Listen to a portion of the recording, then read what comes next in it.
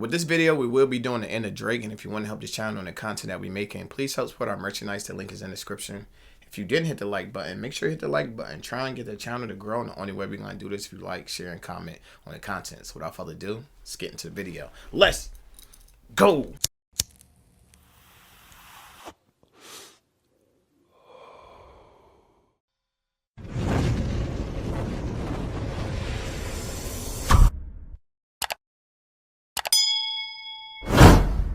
Chi, get the yayo. Get the yayo. Failing genre, Sexy the fall red. of hip-hop. Hip-hop is dying. Ice Over the Spice. past year, both the media and the rap community have observed rap in this thought I was light. feeling And you? with Drake reigning as the industry's heavyweight, he's influenced many changes to the perceived decline in music quality. Soulless, uninspiring, TikTokified, and most importantly, TikTokified. I never stale. heard of that. The art Never of the heard of genre that. was gone. And while the future of upcoming artists is up for grabs, rap demanded change. That's the guy he was saying, nail you to the cross like Tizo. Tizo. It's crazy. And like always, change For a happened. troubled Earthquake. player. Yeah, We're we're having an having earthquake. The big three. It's just big me, nigga. Shut up, clock it, and load up. Be advised, hostile canine unit spotted. Graphics official. Had rap beefs. If you've been on social media, You're all that remains. Finish the mission. Alright. Newtown. That's classic Call of Duty. In an instant, the rap civil war started, the biggest people in the industry going at each other. But from how some rappers approached the situation, it started to look more like Drake versus everybody. But what led to the sudden backlash against Drake? And why did it all happen after Kendrick dissed him? To understand, we need to revisit every significant feud with artists involving Drake leading up to Kendrick Lamar, with the Okay. first being Tank Davis. Okay, Tank. 2 stars. I got my money on Tank. Really? Yeah. Let's go. He about Did to you knock see the him boy make out. Bull flinch the other day? Yeah, he about to knock boy That's a out. rap. He about to knock boy out early. Future.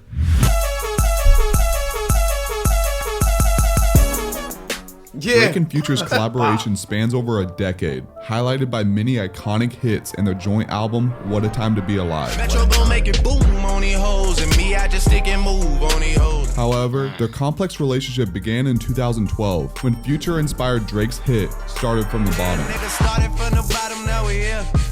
Started from the bottom, now my whole team here. Drake showed his appreciation for inspiring him with the song by giving Future champagne, which I thought he was gonna say it, but look, he's not gonna say it, so I'm gonna say it. That song came about. I don't know if you've seen the interview. I seen the interview, but Future was talking about he was in the studio with Drake, and every time he would start a track up, he would tell the engineer start it from the bottom. You feel what I'm saying? So Drake heard him kept saying it started from the bottom, and that's where that song came from. Future telling the engineer started from the bottom, and he said that he thought Drake should have gave him some publishing on that. Yeah, just studio lingo. Yeah, you feel what I'm saying? He took it and ran with it. He said time he got in the car, Drake was like started from the bottom and made the song just off being in the studio with him. Future was upset about since he needed publishing since it was early in his career. So when we was at the studio, he Drake was came by the studio, and I always tell my engineer, started from the bottom. Yeah. So when I say started from the bottom, he thought I was talking about a song. You see how I be on this ish? Yeah, real talk. I be on it. Real talk. He bought me a bottle of Louis XIII that I never opened up because of this story, and I'm like, man, I want a bottle, I need publishing. Future then criticized Drake's he did new tell the album Nothing Was the Same, leading to Drake removing Future from his 2013 tour. Despite these conflicts, they still continue to release music together and perform together many times. Fast forward 7 years later, and things take a turn, with Drake collaborating with 21 Savage instead of releasing the sequel for What a Time to Be Alive with Future. And Drake seemingly took shots at Future on the project. On More M's, he says, "They got love for the boy, so they fake it. Crack a couple jokes to some bitches on some snake shit. What happened to that fella claiming OVO? We traded him." Now, could have Drake traded him for 21 Savage? Maybe. But clearly he was referring. To be honest, I feel like at that point when he made that CD with 21 Savage, which was dope, we heard it. It was dope. We We liked heard it. it was crazy. 21 was hotter than Future at that time. To me, it's like Future is almost on a down part of his career as far as what we know him for, the bangers he used to come with. He's not consistent with bangers. He used to have banger after banger after banger. Now they more spread apart. You know what? That's what I was gonna say. I ain't gonna say you don't have bangers because he's still dropping bangers. It's just spread out a little more. They not. But you can't. They not what they used to. You can't be mad. You spoiled a little bit. You know what I'm saying? Because they was coming at a crazy rate. Yeah. I mean, it was disrespectful. So you think Future hotter right now today than he was? No, I didn't say that. But you would say he was on from a couple years ago. From a couple years ago, if you compared the two, you would say that just because of the frequency at which he was dropping. Yeah. It's not even about frequency. It's about quality of music. Yeah, I agree with that. But I wouldn't say he's on a total decline either. He's not on a... He's not on the apex. Yeah, he's not yet of where he was. You either doing this or you doing this. There's nothing else to do. Future. Tweets, chain, jackets. Yeah, I mean, come on. We get more lines on the song stating, probably why these hoes love to shower me with praises. Might have fucked a rapper, girl, but you ain't fucked Drake yet. And this is where the beef truly starts. And it's with a woman, allegedly named Princess Diana. Yeah, but all this Drake beef, if you go back to where it's all stemming from females. It's him all knocking off other people, females. It's the same story. Over and over again with all the rappers. They just sitting around like, you knocked your girl too? You knocked yours up too? You knocked yours? He smashed that joke. Yeah, he done smashed all our girls. Yeah. Heights, Drake says he might take you on trips and he might have some hits, but baby, not more than me. He might be at the trap and order some ones, but ain't throwing more than me. So listeners may think the trap as a nod to Future's roots in trap music, but actually this line has a double meaning, referring to the Booby Trap strip club, where Drake was spotted with a woman named Diana, coincidentally the title of one of the tracks on Metro and Future's collab album. Allegedly, Drake and Future found themselves involved with the same woman, which is not out of the ordinary in the rap world, like no one cares, but here's where it gets interesting. So when we look at the hit Type Shit off the first Metro and Future album, it confirms that the lyrics on More M's were about Future. Just a sad hoe running through the crew, which could be OVO. Bunch of rich fellas, hoes get confused. She fucked me, ran her mouth cause I'm a boss. So when we look at the Drake track, What Would Pluto Do? Pluto, obviously the nickname for Future. What would Pluto do? He'd fuck the hoe, so I did it. Now, let's be for real. Future is the last person that would beef with someone over a woman. She belongs to the streets. So when Drake is flaunting it in his face multiple times in tracks, saying that he's the top prize, saying yes, you're messing with Future, but there's always going to be another level being himself. All in all, it's just two individuals with a large amount of pride and ego, and Future ultimately fell victim to that reason. Will they reunite? Maybe, but for now, their connection remains deeply complex and Shopify Point of Sale makes it easy to start and grow your retail business. All backed by the world's most and fractured. Not only do I think it's a wrap for Future, I think it's gonna be hard for Drake to get any Atlanta artists with him at this time, especially after what Kendrick said about the colonizing Atlanta. It's gonna be hard for him to get ATL. It's gonna be hard for him to get some support out there. Yeah, for on that level. Facts. BBL Drizzy. But someone who did take women beef to heart rather than ego was no other than ASAP Rocky. She the one who got the drop, just a free quick fix it up, and it's okay. They gon' take me back. Initially lacking mainstream support, Drake offered him a platform by getting him on his tour. I'm trying to earn the right to call myself ASAP Drizzy one day. Rocky found himself alongside Kendrick Lamar on the tour. Yeah, crazy. A young Kendrick and Rocky side stage, watching Drake on the main stage. Them three collaborated on Fucking Problems, which became a massive hit. Word, ain't heard my album, who you sleeping on? But she living at the valley now, vacation. Get like me. However, even though Drake helped Rocky build up his career, again, a woman entered. When that song dropped, it was a rap. It was a rap. I don't know how many times I heard that song. That song was in heavy repeat. Everywhere you went. Facts. Real talk. Picture, but this time it was a very pivotal superstar. She made me feel small. She made me feel nervous. She's someone I've been in love with since I was 22 years old. Oh, I love for Rihanna. She like, oh, this boy. She's like, why are you always why you always put me on the spot? On the spot. But she blushed though. Since I was 22 years old. Oh, I love for Rihanna. Drake has desperately been pursuing Rihanna over the years. and there's speculation that they did in fact date one another. Rumors of them being involved with one another circled again in 2015. However, Rihanna later became involved with A$AP Rocky, which over the years was also involved with potential rumors of being intimate with one another, intertwining the timelines with Drake. And when Drake's uncertain relationship with Rihanna didn't work out, he began to sneak diss her throughout his music for many years. And while Rocky was mostly ignoring the disses throughout the years, it wasn't until recently that Drake renewed his shots at Rihanna, making them very clear rather than subtle off his For All the Dogs project. I ain't pretty Flacco, bitch this shit get really rocky. I'm anti, which referring to Rihanna's last album in 2016, Anti. Yeah, and the sex was average with you. Yeah, I'm anti, cause I had it with you. So it wasn't until...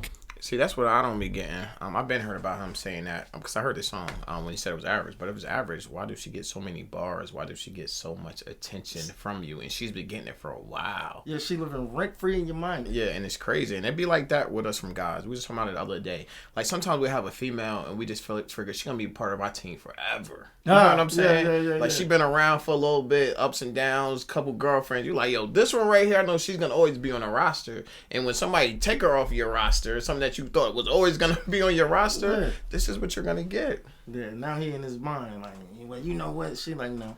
She obviously was better. She obviously was better than he was letting on. Because she obviously made a connection with him that he's still holding on to. Well, he out here dropping bars and whatnot. Facts. was average with you. Yeah, I'm anti, cause I had it with you. So it wasn't until Kendrick dropped his diss on Future and Metro's album, which had Rocky finally respond on the second project. It wasn't crazy shots, and some say Rocky should have defended his girl way sooner, but Rocky was the bigger person here. He could have escalated the situation way worse through his music or on social media, but instead he was silent. And yeah, it's unfortunate to see their once solid relationship strained. Both men are clearly in love with the same woman, love with quotations because this is Drake we're talking about, and while the other shares children with the woman and intends to be with her forever.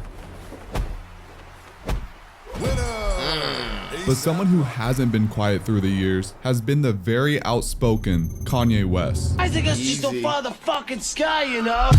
Let's keep zoning, let's keep folding, let's keep moaning. Girl, I know that it ain't. Everybody wants to know what I would do if I didn't win. I guess we'll never know. Okay.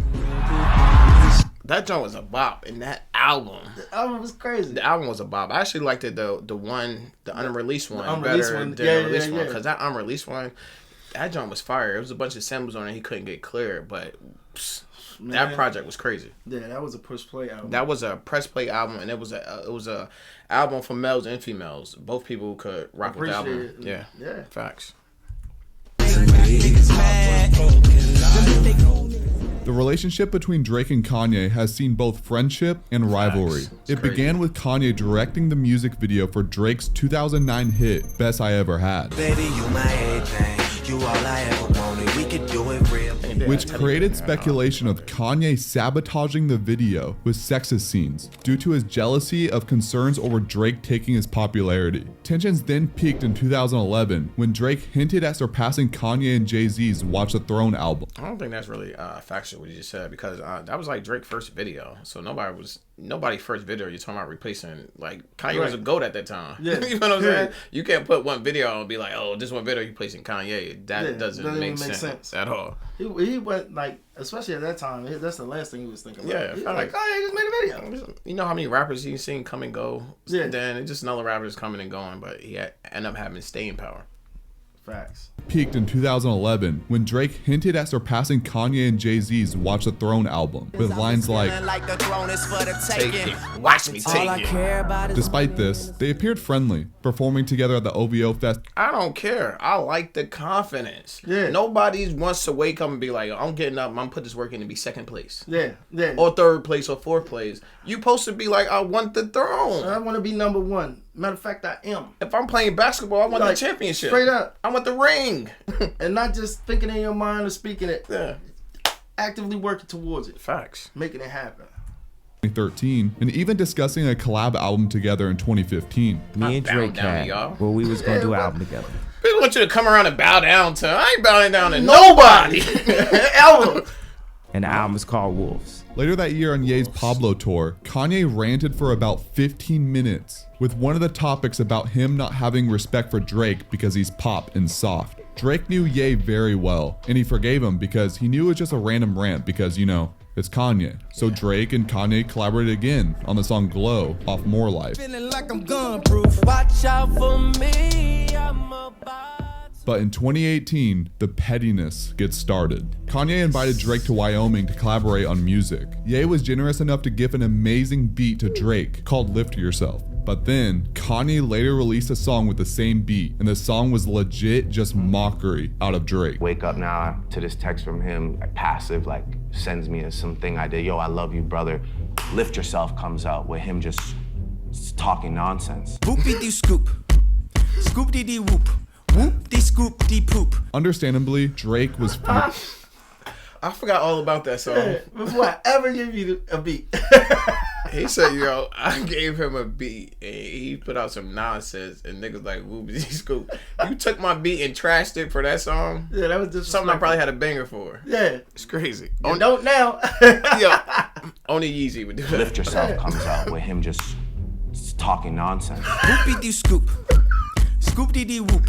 Whoop-dee-scoop-dee-poop. Understandably, Drake was furious as the beat was now unusable since Kanye ruined it. And while this was happening, the ongoing feud between Pusha T and Drake became a major issue. And that's when Pusha T revealed to the world that Drake was a deadbeat father, that he was hiding his kid from the world that he had with an adult performer. And Kanye allegedly was the only person that knew about Drake's situation. So that pissed off Drake. So rumors... I said that in another video. People in the comment section said that's not true. They said what happened was 40, his producer, was pillow talking to a female, and that's how I got the information. I'm pretty sure he thought Kanye did it, but it eventually came out it was his man's 40. Pillow talking to a chick, and you know how these chicks do. Flying around that Drake slept with Kanye's wife at the time, Kim Kardashian, and his music showed hints of that. Most importantly, in the viral song In My Feelings, Kiki, do you love me? Are you riding? Say you never ever. which has the hook seemingly describing Ye's wife, and Kanye addressed it in an Instagram live. Making rumors or thinking that you fuck my wife and you're not saying nothing and you carrying it like that don't sit well with my spirit. I wouldn't make no song called Riri. So when you're like, oh, I don't know where it come from, you too smart for that, bro. You know where that come from. Don't make no record with nothing that could be confused. And nobody from my family, nothing that could be even mentioned. Oh, don't speak on my wife, bro. Like, none of y'all speak on my wife, period. Drake continued to diss and give It's like, yo, when you doing like stuff like you just did and take my beat and put some poopity scoop on it.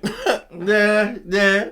The way it aligns up in time, didn't it? So you think you only can antagonize me and I can't antagonize you back at all? You know what I'm saying? Yeah, you got the whole world confused. Yeah. The whole mind state. You took my beat and said poopity scoop on it. Poopity scoopity doo. It's crazy. Speak on my wife, bro. Like, none of y'all speak on my wife, period. Drake continued to diss and give subliminals to Kanye in songs like Sicko Mode, and went and dissed Ye's Yeezy shoes and No Stylist, which apparently is a very sensitive topic for Kanye due to his fashion line, and it sparked a now deleted Twitter rant insulting Drake from Kanye, demanding an apology from Drake. Things finally seem to slow down, but when we fast forward to 2021, their competitive nature forms again. Both artists were set to release their highly anticipated albums, Donda and Certified Lover Boy, at the same time, and their rivalry escalated on social media, with Kanye resorting to doxing Drake. Yeah, I mean, things got out of hand. This turned the release of their albums into a musical showdown, with the internet going into a frenzy on which album was superior. But when the album rivalry died down, to me, this right here was great marketing by Kanye. It was great marketing by Drake. It reminded me of the same market plan Interscope Def Jam had when they did the 50 Cent Kanye West beef. It just seemed like they just redid it. That Kanye 50 Cent so-called beef, the numbers was crazy on both of the albums. Of course, Kanye won. So if something like that works, why wouldn't you do it again with Drake? Run it back? It don't even make sense. Yeah. Jay Prince intervened to help rekindle the two. And if Jay Prince tells you to do something, you kind of gotta do it, no diddy. But yeah, it seemed to work. Kanye later posted an apology video on Instagram and proposed a joint concert to raise money for Larry Hoover in December of that year. Make some noise for Drake up in this. And they did it. It was a huge deal. After a decade of pettiness from one another, it seemed like these two were finally on good terms. Yeah, sure. Even after all the ups and... It seemed like during that time, with all that movement, you had Kim Kardashian freeing Larry Hoover. His sons was going on podcasts talking about the situation and the unfair treatment. It looked like he might be getting released, but now it looked like, man, who knows? Who knows? Facts. You don't even hear his name in there like that no more. But in that time, you was hearing that a lot. Free Larry Hoover, free Larry Hoover. Yeah. Especially when you got Kanye and Drake at the same time. Yeah. And they dropping albums. It was massive at that time. And I think they went to like Breakfast Club or something. Not Breakfast Club. Drink Champs was talking about it. We were finally on good terms. Yeah, sure. Even after all the ups and downs, mostly downs, Drake once again dissed Kanye in his joint album with 21 Savage, reading, "Linking up with the ops. Bitch, I did that shit for Jay Prince." And while Kanye didn't initially respond, I don't know, he probably had other things going on. Every human being has something of value that they brought to the table. Especially Hitler. He later took another opportunity this year to diss Drake again, making the situation about himself by dropping a Like That remix after Kendrick Lamar did. And while it was a mix of being competitive and being petty, it seems we'll never see a healthy relationship between them ever in the future. But what happens when an artist comes out of retirement to diss Drake again? Well, that's what happened with The Weeknd.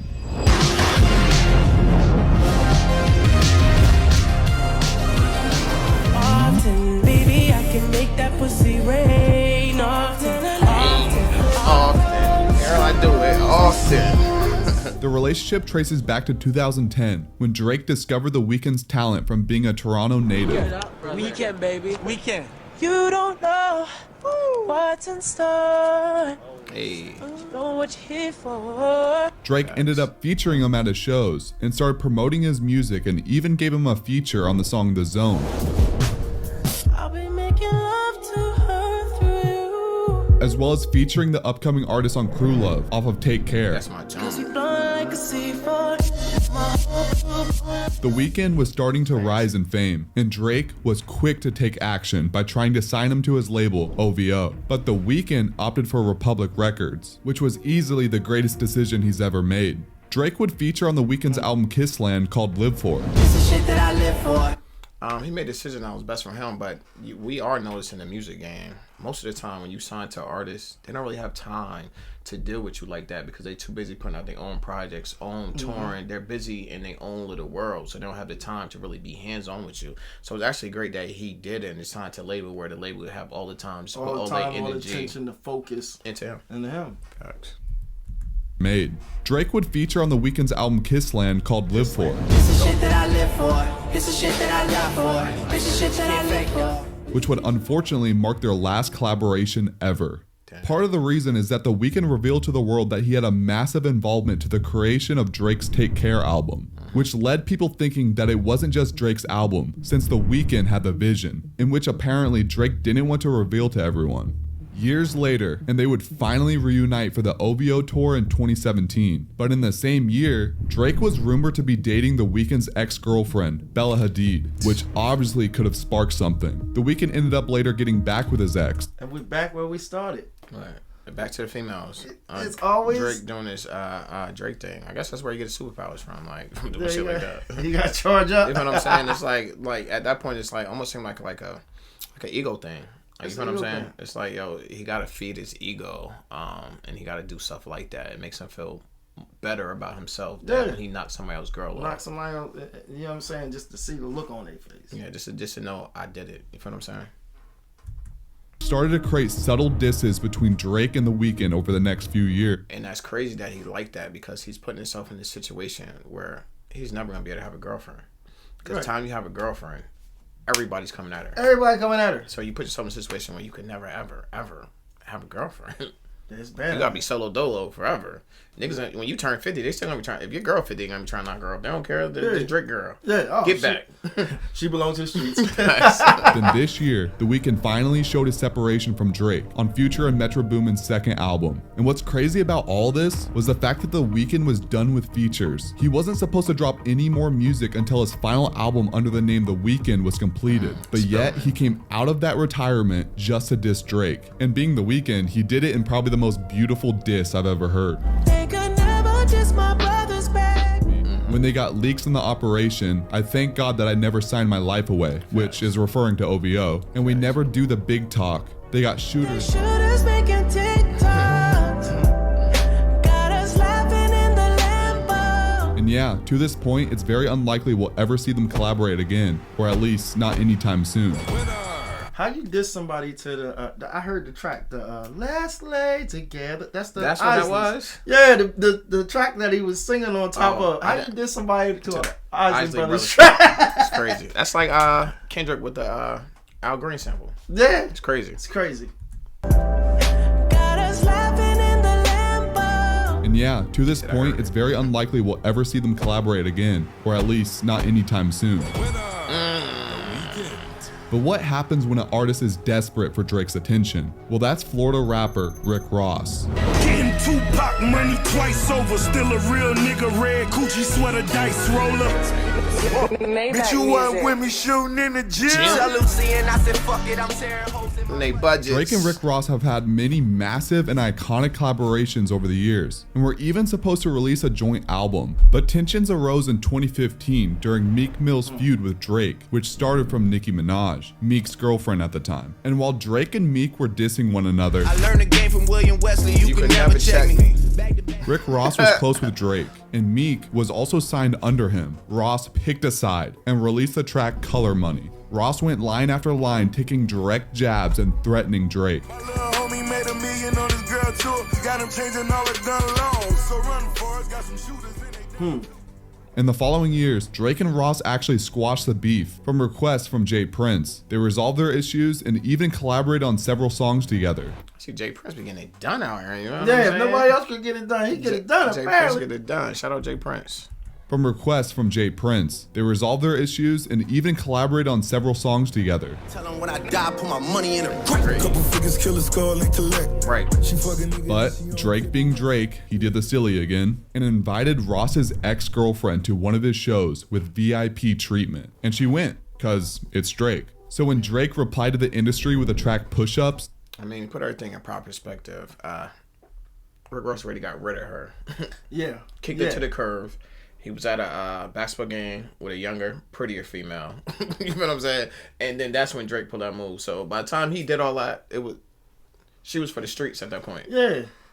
That's wild though, man. You know what I'm saying? That's like, I'm eating a meal and I don't offer you a plate. I'm just eating a meal and not sitting there and you like, oh, that chicken looks good. Yeah. That's why Rick Ross said what he said in one of his songs. He said, I got a couple of females. I got a couple of females that you could DM, but I got a couple that you can't. That you can't. This one right here was one of the ones that you could. That you could. But yeah. You got someone on a roster. So that you can't. Facts. and she went, cause it's Drake. So when Drake replied to the and she don't know that make her look so yeah. It makes you look like you like a pawn on a chessboard being Literally. moved and you acting like you're doing something. You posted it. You should have just kept it on the low because you looked stupid. Like you thought you was gonna make Rick Ross mad, but it's like not at all. Now you're really for the streets because you show me how you move, and I can't have somebody that moves like you around me. Why don't you call him? You call Drake. Get some more tickets.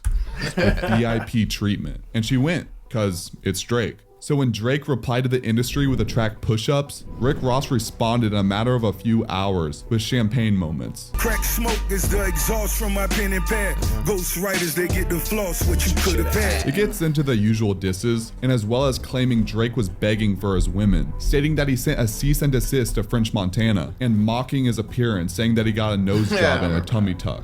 Oh, and most importantly, calling him a white boy. White boy, I see you. Another white boy having the same white boy that I see. White boy.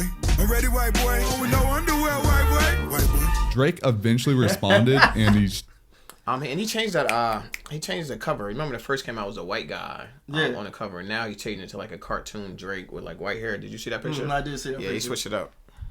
The text with his mom, claiming that Rick Ross hasn't eaten in days, and it's turned him angry and racist, which is honestly funny as fuck. Since then, I can't even imagine Rick Ross not eating for days. Yeah. Just a couple hours. It don't even seem real. He ain't eating a couple days. Ross has been milking this whole situation as much as he can, with what seems as daily posts on social media about Drake. It's very desperate, and it seems Drake isn't taking him very seriously, which easily makes Drake the winner of this beef. To get started in data analytics, you don't need previous experience or a degree. The Google Data Analytics Certificate. And now finally, the artist that started it all. Someone that is arguably the greatest rapper ever, Kendrick Lamar.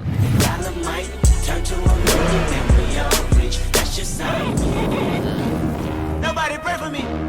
Give me my keys, I'ma be late for work. We gon' be alright. Nigga, we gon' be alright. It's a life experience. Accept the experience. And the winner is the experience and learn how to move on. Drake and Kendrick first crossed paths when Drake featured Kendrick on his tour with Rocky, as I mentioned before. Later, Drake included Kendrick on his album Take Care. Looking in the mirror, I'm embarrassed. And Kendrick even featured Drake on his album, Good Kid, Mad City. I really hope you play this, cause oh girl, you test my patience with all these. But then we get a verse in 2013 by Kendrick on Big Sean's Control. And that goes for Drake.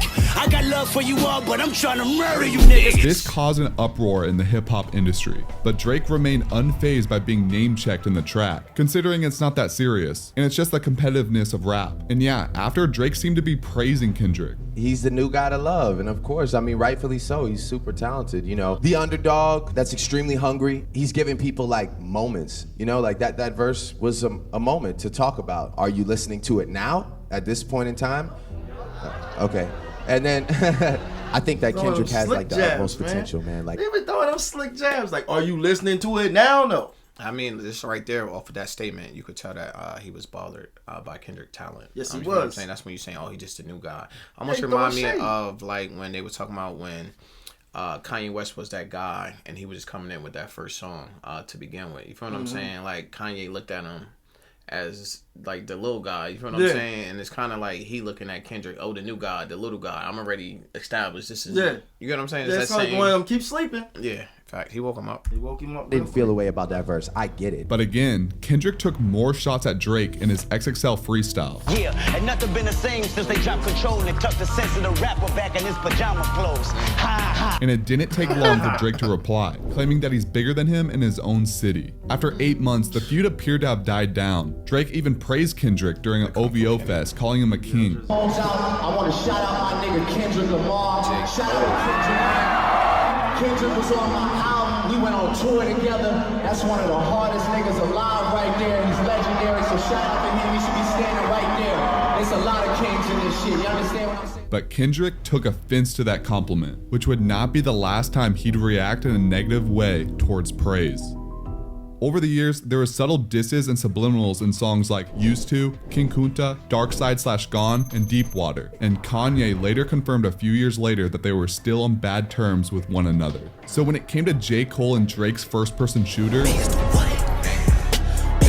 J. Cole hailed himself, Drake, and Kendrick as the big three of the industry. Is it K-Dot, is it Aubrey or me? So when we got Kendrick as a surprise feature on We Don't Trust You, fuck sneak this and first person shooter. I hope they came with three switches. Fuck the big three. Nigga, it's just big me. Nigga. Fed up with the sneak dissing, Kendrick makes it very clear who he's talking about. Kendrick's verse was packed with double meanings of genius, emphasizing his message with shot after shot. And then the aftermath started, creating a revolution from many artists in the game throwing their shots out. But how come everyone started going after Drake right after Kendrick did? Well, something you have to take into consideration is the business side of the feud. Hip hop is down. I think everyone knows that. Every high tier rapper has been on decline in terms of numbers and sales, including Drake. So when the top rapper in the game disses another massive artist, and we see the media and every music enjoyer suddenly starts talking about it, things are about to get interesting. Interesting by one being the track hitting #1 and staying at there for a very long time. Now, I'm not about to say that there's a conspiracy that all these artists were in on all of it, because I'm sure there's people out there that think that. But these artists do understand that they'll profit from being involved. They was a part of it. You know what I'm saying? Like, they first of all, they had a double album dissing them, and all these artists that was on there was all a part of the album. Facts. You know what I'm saying? So they all was a part of it, and they all seen, like they said, hip hop is down. This is garnering attention. We seen more diss records in 2024 than we seen in the last 4 years combined. I agree. And we're only halfway through the year. So what do you think we're going to get the rest of the year? Yeah, it's been crazy. Think how many diss reactions we actually did this year. Yeah, it's crazy. It's crazy because I feel like the lady started off first. Yeah, it was Nicki Minaj and Megan Thee Stallion. Megan Thee Stallion started off with Hiss. And then after that, it was just snowball effect. Snowball effect. Facts. Are good for hip hop. It's always been that way. But do these rappers really dislike Drake? Yes, undoubtedly. He's had numerous beefs over the years, names that I didn't even mention. Even a lot of the current beefs that are or allegedly are still going on that I didn't uncover either. Drake is treating it like a game, and he always has. He's been patient, knowing that giving subliminals throughout his career would always bring him more attention through his projects. Okay, so we get the industry diss with push-ups. We get disses like saying he gave Future his first #1, that he lives in their heads rent-free, making fun of Kendrick for being small, saying he's not big three. He takes shots at the Weeknd's management, and hilariously only having one line for Metro Boomin. Metro, shut your whole ass up and make some drums, nigga. A lot of the disses were pretty much expected. And that's crazy because Metro shut his ass up, made some drums, and BBL Drizzy made a banger. BBL Drizzy. Metro, shut your whole ass up and make some drums, nigga. A lot of the disses were pretty much expected. Drake finally name drops the people in the track he's been dissing for years, but there are still many cryptic references that are vital to this whole situation. I mean, even if we look at one of the first lines, this line straight up tells Future, yo, like I'm sleeping with more of your women. Most of the fans don't know that, but the targets certainly do. So when we look at the subliminals towards Kendrick, Drake is bringing up his fiance, part of his family, trying to poke the bear. Drake That was a tough one. I be with some bodyguards like Whitney, and then the next time I seen him, he had some bodyguards like Whitney. Facts. But he needed them. Yeah, he trying to move around. Yeah, he a big guy. He was a pop star. You can't just walk around normal. Can't walk around like us. Drake is bringing up his fiance, part of his family, trying to poke the bear. Drake wanted a response more than anything, and he got one. Everybody wanna be demon, till they get chipped by your throwaway. What's her name? Always a lame. Oh, you thought the money, the power of fame will make I won't delve into a full breakdown because that could easily be a 15-minute video on its own. But yeah, there's plenty of lyrics with double meanings. Calling Drake a pedo, which I mean, yeah, you know. Like, he says that Drake cease and desist to like that record, calls him out for the ghostwriting, calls Drake a deadbeat father, and goes on what Rick Ross was saying, calling him a white boy. I think they had like I think he just reopened that whole thing back up, the whole ghostwriting. People knew Drake had ghostwriters, kind of let it die down. Wasn't just letting Drake be Drake. When he started pulling that thing open, all the reference tracks just started coming out of nowhere. It just reopened that. And you just see the effect of that, of just people saying, oh, he's like Nilly Vanilli, he's a biter, he don't have no culture, he's just stealing at this point. You seen all that come out, and you wasn't seeing that before the Kendrick disses. Because people wasn't looking at it intently, they was just appreciating what he was doing. Yeah, appreciating music. And you know what I'm saying, once the finger was pointed, then it was like, it's easy to say, hey, Google. You know what I'm saying? And it comes out immediately. Like, oh, man, look at this. Yeah, it's crazy. And it just got worse and worse. By the day. They're fairly expected disses. Most of what Kendrick said, we've heard before. But let's be for real. No one can outdo what Pusha T revealed to the world about Drake. But maybe Kendrick can. My biggest take from this whole diss was that it felt like a warm-up. He suggests there's much deeper dirt to uncover that Kendrick knows about, but knows he shouldn't take it that far. But if he takes it there, so will he. What might that information be? I'm not sure. But this definitely has everyone intrigued for what is about to come, knowing that this isn't even... You think I know what... we all pretty much have been following the story. Has a good guess what was the other stuff Kendrick had on him. Or supposedly had on them. We heard it. We did a video on it. I chose not to put it out because the nature of the content that was in there. But the dog stuff is the shots that he had on there. We don't know if it's true or not, but we know that's circulating around about the dogs. Real talk. Like I said, I had the video. We recorded the video, and I played the video. I'm like, I can't touch that. I can't touch that. Going all in. Dear baby girl, I'm sorry that your father not active inside your world. He don't commit juice when you put your hands on your girl. Is it self-defense cause she bigger than you? Your back is up against the curb. You dig it for certified lover boys, certified pedophiles. That fuck 'em up. Superstar, right? And the fucking dead beat that should never say more life. Meet the grams. That was a bar. Deadbeat. That should never say more life. Fucking dead beat that should never say more life. Meet the Grams. To the rest of you, the non-believers, the underachievers, This is a classic moment. Yeah. This is a classic moment. He was, and right here he was talking to Metro Boomin. To the rest of you, the non-believers, the underachievers, the tweet and deleters. And the deleters. You guys make me sick to my stomach, fam. Honestly, if you guys want to look in my eyes, you guys want to do something? You want to do something? You guys, I ain't think so. That's what I thought. Drake TV. Let's get Lamar Wilson here representing Ghetto Action News Network _ all lower cases. No spaces. You find us on Instagram and Facebook, and when you do, make sure you leave some comments, you interact, share something, come back.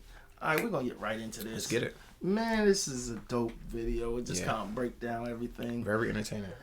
Very entertaining. And I like how it gave you a little bit about each specific interaction. Timelined it. The timeline did. I thought this was dope. Yeah, man. Long story short, don't be messing with other people's ladies. Some Even in people are past, like that. you know what I'm saying? Like, I don't understand, man. I don't understand. I don't like seconds. Yeah, me neither. You know what I mean? That's just, it is what it is. But I thought this was a dope video. What you think? I think it was a dope video. Just looking at the video, it seemed like almost like when Drake was younger, people was taking his girls. You know, people get animosity because people keep doing stuff to them, and then you become the person that you used to hate. It's almost seemed like that's his situation. But I think this was a good video. I like how everything was timeline, how they broke everything down. So even if you wasn't around for the beef, if you didn't know, if you watch this video, pretty much bring you up to speed in less than 20 minutes. That was a dope video. Can't wait to see what else come from this. But until then, it's your boy Trey TV, and I'm out.